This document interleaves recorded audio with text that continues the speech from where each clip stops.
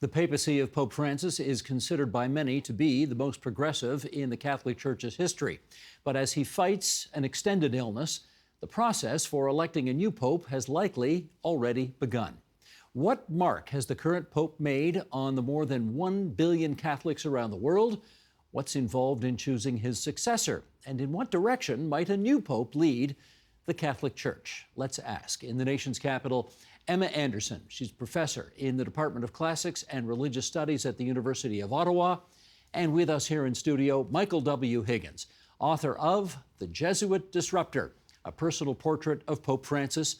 He's also the Basilian Distinguished Fellow of Contemporary Catholic Thought at the University of St. Michael's College at U of T. And Michael, as always, great to have you here. And Emma Anderson, lovely to have you on the program as well. It's nice to be here. Thank you. Thank you. Yes, let's start with some background about the man who has been the Pope for the past 12 years. What do we need to know about that? Well, first, a number of firsts, actually, Steve. He is the first Latin American pontiff we've had. He's from Argentina, as you know. His background, his parents were Italian immigrants, but he is very much a figure of the global South, but he's a first in several other categories as well, by which I mean he's the first member of the papacy ever to be a member of the Society of Jesus, so he's a Jesuit. He's the first actually to take the name Francis, which he took from Francesco di Bernardone, who, of course, Francis of Assisi, right? And he is also the first to, in quite a while, to live outside the Apostolic Palace, which is the traditional residence of the Pope, and moved into basically an apartment complex adjacent to the Basilica, but quite close to the Apostolic Palace, which was illustrative and remains illustrative of his commitment to simplifying the papacy in style, in appearance, and in reality. Did people find that odd? They find it both attractive and discomforting. They find it attractive in the sense, here's a pope who's committed to a radical simplicity of style. We haven't had a pope like this for a very long time. To a degree, John the 23rd, from 1958 to 1963, introduced many reforms into the church, but he was still very much a product of the old tradition.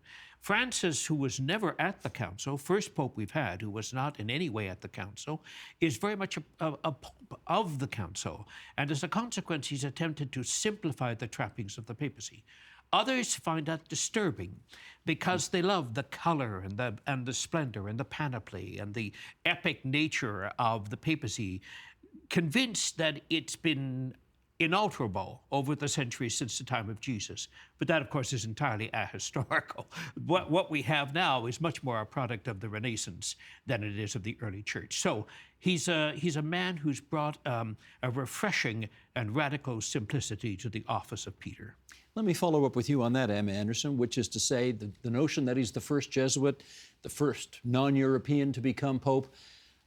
Did all of that, in some respects, I'm asking you to sum up the views of more than 1 billion Catholics here, but how intriguing or neat do you think Catholics found those two aspects of his background?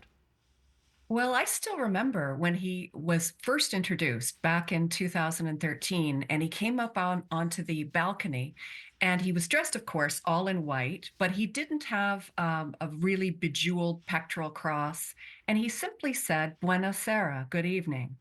And his glasses reminded me of those of my father, very simple, maybe cheap even.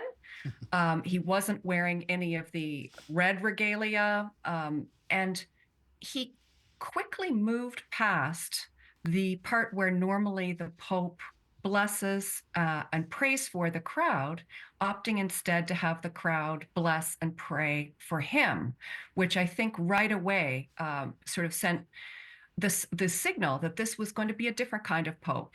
That and his title, Pope Francis, not Pope Francis I, but just Pope Francis, bringing to mind, of course, not just one, but two heroes. The first being Francis of Assisi, as Michael mentioned, with those associated ethics that surround St. Francis, concern for the environment, nature, and also for the poor. And Pope Francis has done a wonderful job of linking those two together really making a strong argument that our sins, collective sins against the environment and nature, also end up hurting the most vulnerable people in the world as well. And in terms of what makes him very different or distinctive from his predecessors, Michael gave us a bit of a list. What would you add to the list? I would say the emphasis on simplicity definitely has this kind of Franciscan overtone. But to me, the most remarkable thing about Pope Francis's papacy has been really almost a kind of slow redefinition of really what sin means. Sin, I think, for Pope Francis is something that is more structural, institutional, and human rather than Catholic, particularly. If we look at the evolution of the papacy and their sort of personal hobby horses of John the 23rd, Paul the Sixth, then moving into John Paul I, II, and then Benedict, we can see that for most of those after John the 23rd, there was an emphasis really on the definition of individual sexual sins, like homosexuality, like abortion, like artificial birth control, those sorts of things. Whereas with Pope Francis, we've really got a radical break with that. He is asking and holding a mirror up, not just to Catholics, but to all of humanity. What are you doing to make the world worse? And what could you do to make the world better? And again, this emphasis on the environment and how all of us are causing destruction. All of us are complicit in the destruction of the planet. All of us are turning our back on our most vulnerable brothers and sisters. These are messages that are new and different, really, since the time of Pope John the 23rd. Okay, Michael, let me pick up on that with you. If a pope is fortunate, he is remembered for a particular string of reforms or something. What's on the list for this pope in terms of notable reforms that you think he'll be remembered for forever? I think there are a number of them, actually, Steve, and the most important is the notion of synodality. This is a concept that he actually drew from in terms of Eastern Orthodoxy, the Church of England, and other bodies that have had various forms of synod governance. But he took the term and he applied it differently in the context of the Catholic history of synods. Now, without getting too technical about this, what it means, in effect, is he has created a culture of deep listening, reverencing the other, punctuating our arguments and polemics with moments of blessed and curative silence, rather than screaming at each other. Now, he wanted to model that way, it's sometimes called conversations in the spirit, by institutionalizing it. And so he had two sessions on synodality itself. This seems, for some, an archaic thing, maybe an amusement for the Pope, really of no long-term structural potential change, but it is. He's changing the face of the church, how to be church, how to be a member of the church, how to speak freely and to listen attentively. That kind of reform, changing the culture of being a Catholic, is an enormous part of the Bergoglio legacy, continues to be part of that. Bergoglio's his real name. That's right, Bergoglio, Jorge Mario Bergoglio, that Francis, Papa Bergoglio. But the other reforms he's made are no less significant in some ways, though less perhaps dramatic. One is his very significant increase of the number of women in positions of prominence within Vatican governance.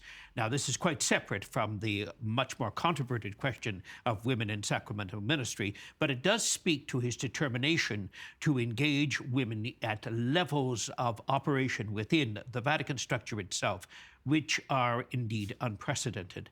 Also, Emma is quite right. His notion of sin is much more expansive, less legalistic. He, in fact, more than any pope that I know of, continues to identify himself as a sinner. He will identify himself as a sinner. And he doesn't mean this in a kind of a tele-evangelistic way. He means it in the kind of way that Emma outlined. And so what you have with Francis is not only an engine of reform, driving many things at the same time. you begin to realize as you look at the history of his accomplishments that they are substantive, but they are also primarily changes of style. He's not overturned any doctrine. He's not introduced any new doctrine. What he has done is to soften the church's morality, its laws. I mean, we like to think of him, or I like to think of him in terms of the caress of mercy. He's the Pope of mercy. This was his key idea when he became Pope.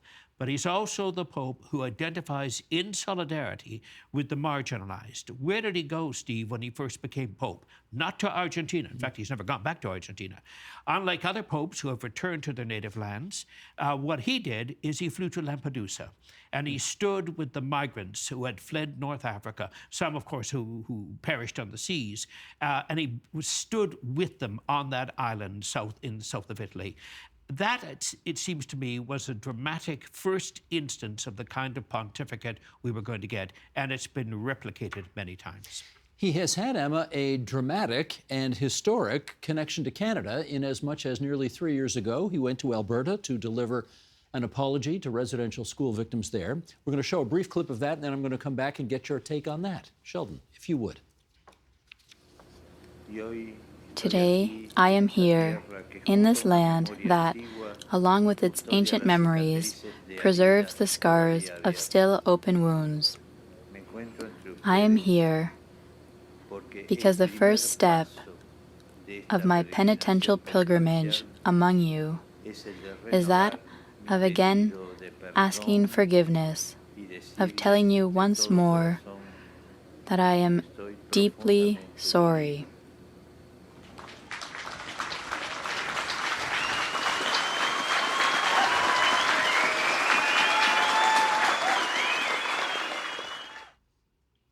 Emma, what was the significance of those words to that church?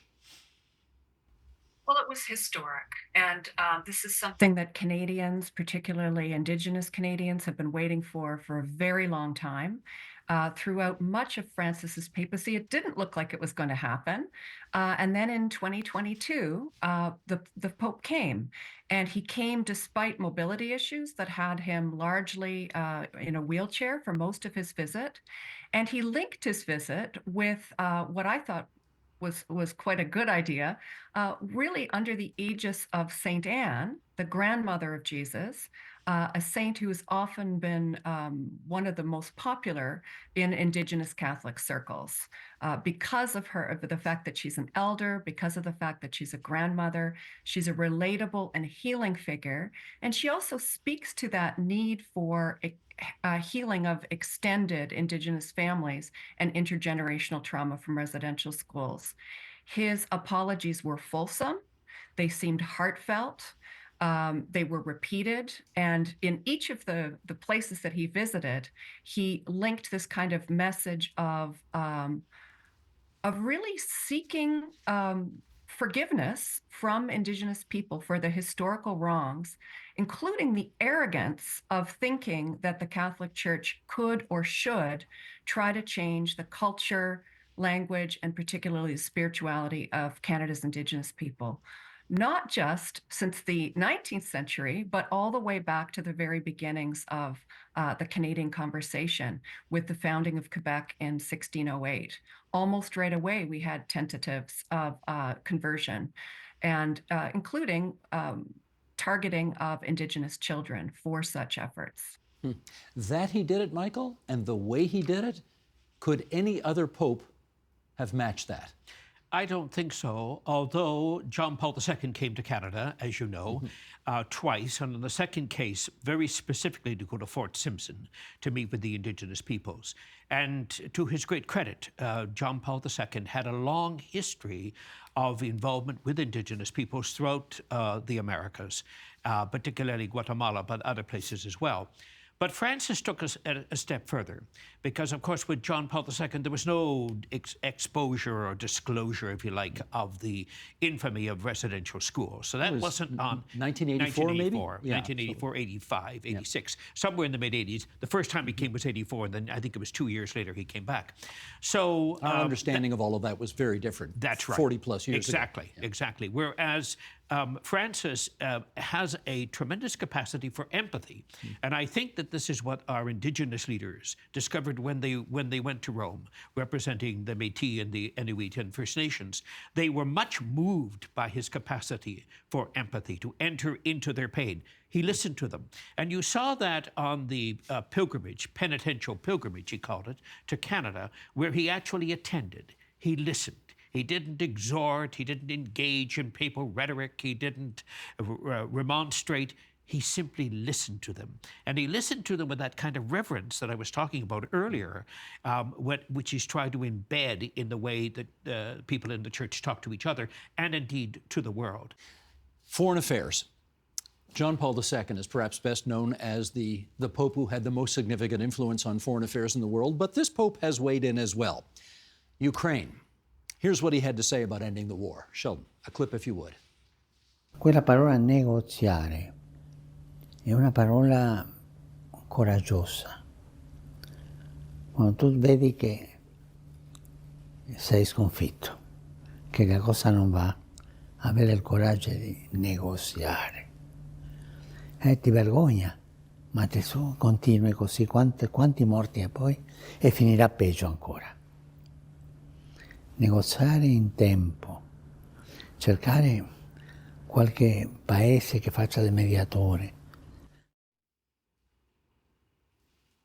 Well, I guess America's not going to be that mediator right now. That was an interview, incidentally, from last year.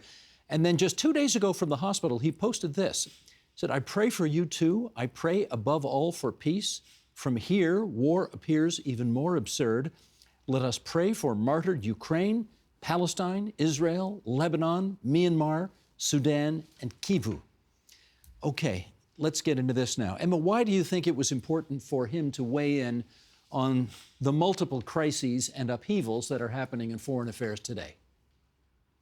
I think this speaks to the fact that this is a different kind of Pope and that he puts his pastoral priorities first. You were just talking, Michael, so well about the Pope's capacity for compassion and empathy.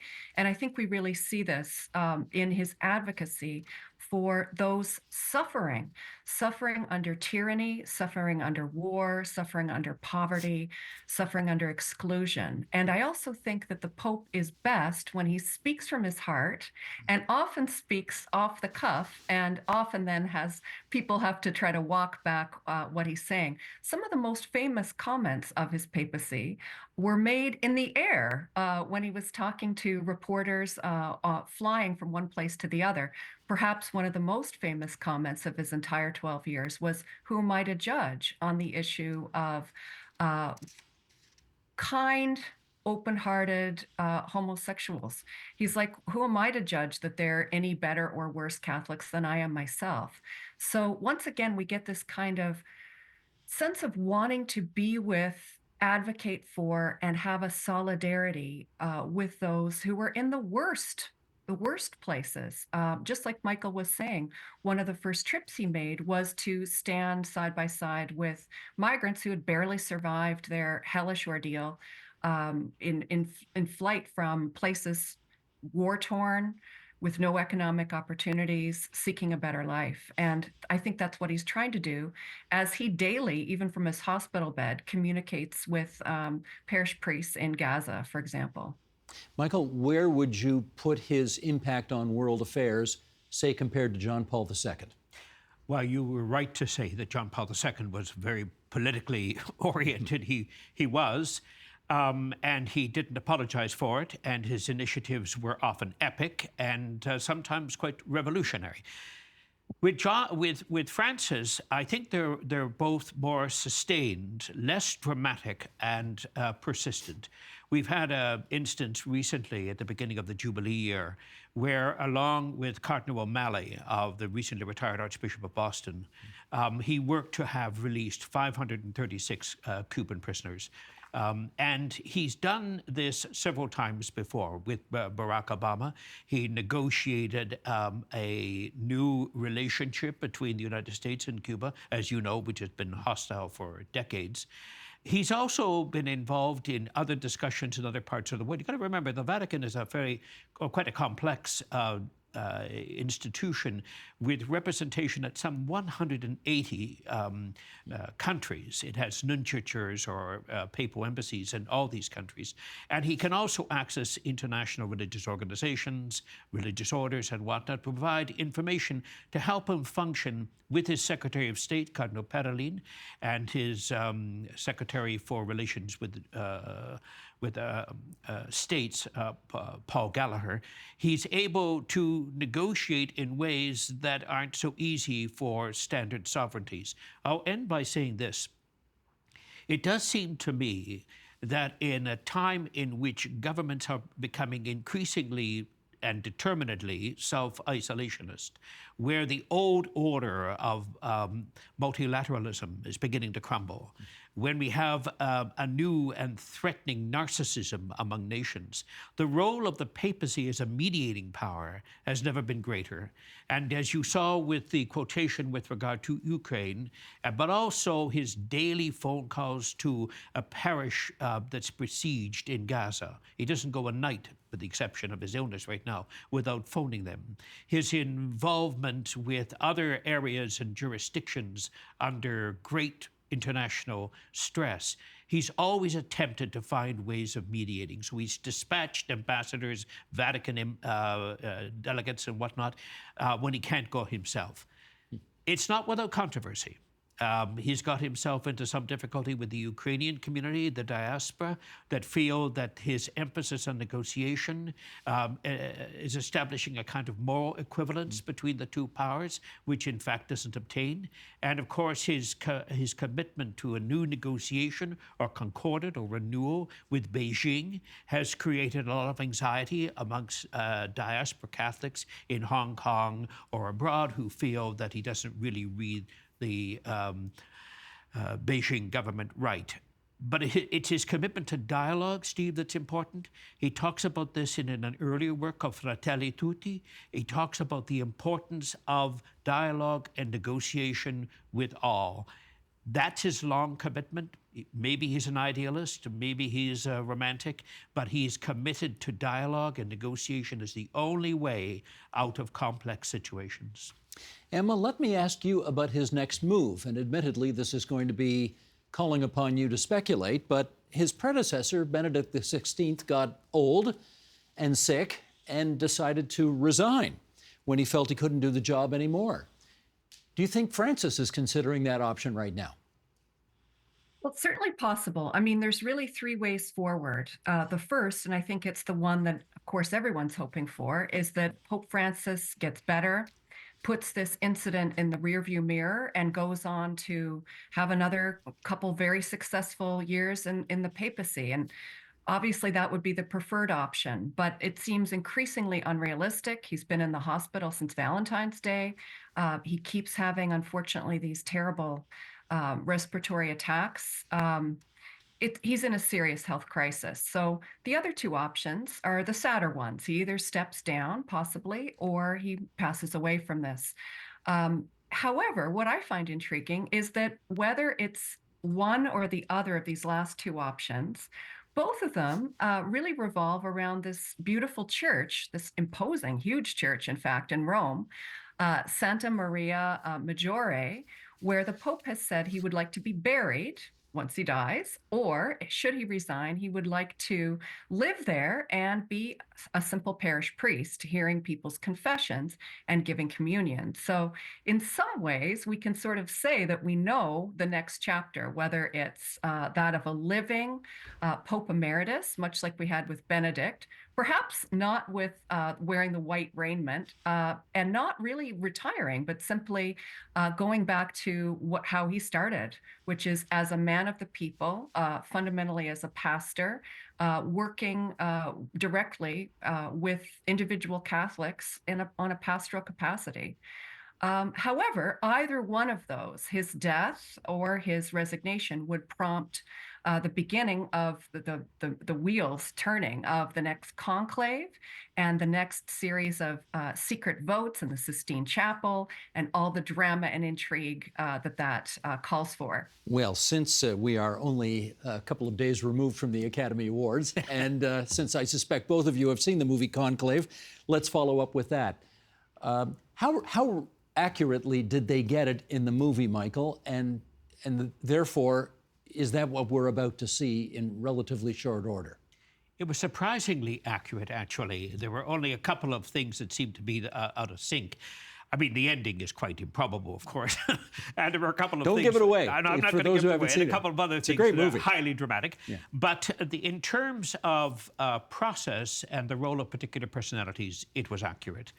The person when the Pope dies and before another Pope is elected, the seat is empty, sede vacante. The seat of Peter is empty, and this is sometimes called the interregnum between the two reigns, right? And so that's the exciting period that Conclave is all about, because we open with the death of the previous Pope. Should we put this picture up, Sheldon? Go ahead. Let's show everybody. This is the Conclave of Cardinals as they gathered in the Sistine Chapel to choose a new Pope when John Paul II died in 2005. And my goodness, that could be a scene right out of the movie. I mean, the movie really nailed it. It did on several fronts. Yeah. And the use of two principal figures that emerged during the interregnum, the use to which they are put in the film is accurate. One is the Cardinal Chamberlain, or Camerlengo, whose basic duty is to ascertain whether the Pope is dead, and then to begin the process of the obsequies or funeral rites or whatever. And then the Dean of the College of Cardinals, played by Ralph Fiennes in the film, whose job is to bring all the cardinals together, the cardinal electors, not all of cardinals. All the cardinals come to Rome, but only those under the age of 80 actually vote. So the cardinal electors are gathered in the Sistine Chapel. And the speech that Ralph Fiennes gave, of course, is really a classic example of a Francis speech. Jostling faith with doubt and that kind of thing. It's a wonderful dynamic, and it's a strong feature of Francis's own spirituality. There are many aspects of the film that ring true, and my sense is we'll see this lived out again, maybe not imminently, but certainly I would suspect within a relatively short time.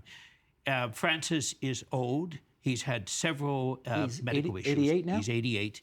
That's the longest living pontiff we've had. He's 88. Benedict died in his early 90s, but he had resigned, of course. But my sense is that every one of these instances of serious medical impairment further weakens him, further weakens his system. And this clearly has been the most threatening that we've faced. So without being macabre or lugubrious, my sense is that I would be very surprised if we still have Pope Francis by the end of 2025. Emma, and again, admittedly, we're in the realm of speculation here, but what do we know about the direction in which the majority of cardinals may be leaning in terms of how doctrinaire, how liberal, etc., they want the next pope to be? Well, the wonderful thing about this is we can do a kind of a statistical analysis. So we've got 253 cardinals in the College of Cardinals, but not all of them are voting members. Only 140 are going to be able to cast their ballots. And just like Michael was saying, you have to be under the age of 80 to be able to cast a ballot. So some of our Canadian delegation, because we have 5 cardinals, will be able to participate, and some have recently aged out. So Cardinal Marc Ouellet, who was thought of as a possible pope or a papabili during the last 2 conclaves in 2005 and 2013, he will not be able to vote, although he probably will be participating behind the scenes. But others will. Thomas Collins, he's only 78. He'll be participating, as will Michael Cernsey. He was made a cardinal in 2019. We also have a brand new cardinal in Frank Leo of Toronto, who was only made a cardinal several months ago in December of 2024. And we have Gerald Lacroix, who's the youngest, aside from Leo, who's only 53. Lacroix is 67. So everyone except for Marc Ouellet will be able to vote in this conclave of the Canadian Cardinals. So then when we back up and say, of that 140, Pope Francis put in place 111 of this 140, we get a kind of a sense, perhaps, of where this conclave could go.